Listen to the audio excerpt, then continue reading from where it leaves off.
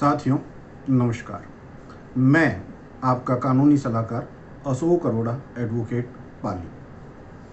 कई बार मेरे पास लोगों के फ़ोन आते हैं कि वकील साहब, एक पुलिस अधिकारी न्यायालय से मेरे नाम का समन लेकर आया है, क्या करूं? इस लॉकडाउन में मुझे ख्याल आया कि फौजदारी प्रकरणों में न्यायालय द्वारा जो समन जारी किए जाते हैं उसके बारे में लोगों को जानकारी देनी चाहिए। साथियों, समन क्या होता है?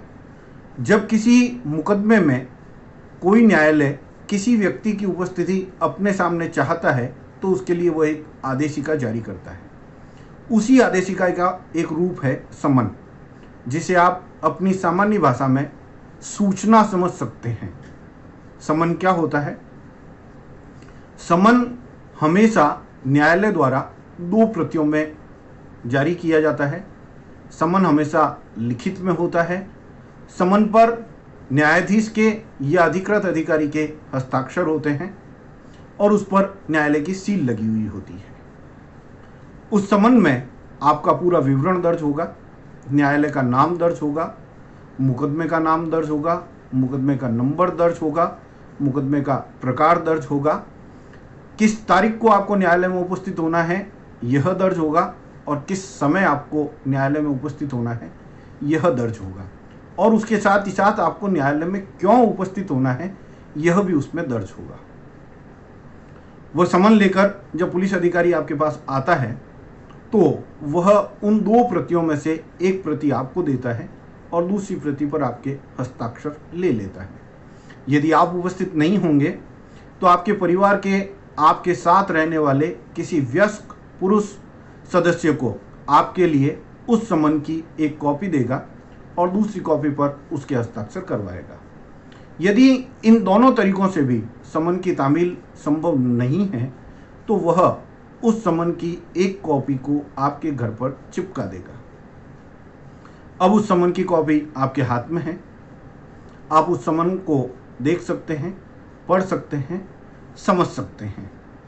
उस समन को देखने पर, उस समन को पढ़ने पर आपको पता चलेगा कि न्यायालय ने यदि आपको मुलजिम के रूप में तलब किया है, मुलजिम के रूप में आपको सूचना दी है कि आपको मुलजिम के रूप में न्यायालय में उपस्थित होना है, तो आपको सावधान होना होगा।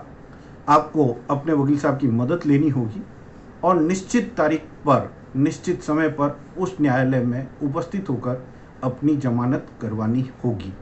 नहीं तो हो सकता है न्यायालय आपके नाम का वारंट जारी कर दे।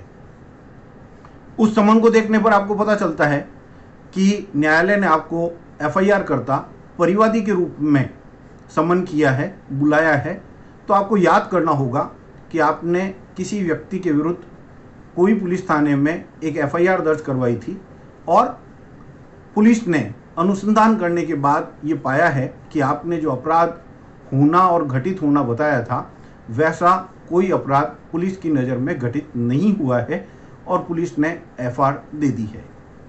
आपको उस समन में दर्ज निश्चित तारीख और समय पर न्यायालय में उपस्थित होना होगा और आप यदि उस एफआईआर को कंटेस्ट करना चाहते हैं तो आपको कंटेस्ट करना होगा। नहीं तो हो सकता है कि न्यायालय उस एफआईआर को स्वीकार कर मुकदमे को बंद कर दे।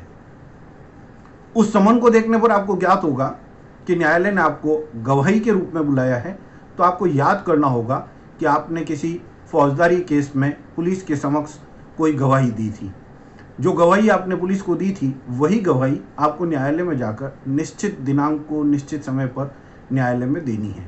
नहीं तो हो सकता है कि न्यायालय आपके नाम का वारंट जारी कर दे।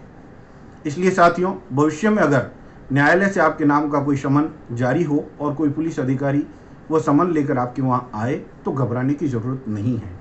उसे ससम्मान स्वीकार कीजिए और उसकी पालना कीजिए और निश्चिंत रहिए। अगली बार न्यायालय द्वारा जो वारंट जारी किए जाते हैं उस संबंध में अपन वीडियो पर बात करेंगे। तब तक मैं आप सभी से निवेदन करूंगा कि हमेशा स्वदेशी अपनाएं, आरोग्य सेतु ऐप अपने मोबाइल में डाउनलोड करें, मास्क का हमेशा उपयोग करें और 2 गज की दूरी बनाए रखें। धन्यवाद। जय हिंद, जय भारत।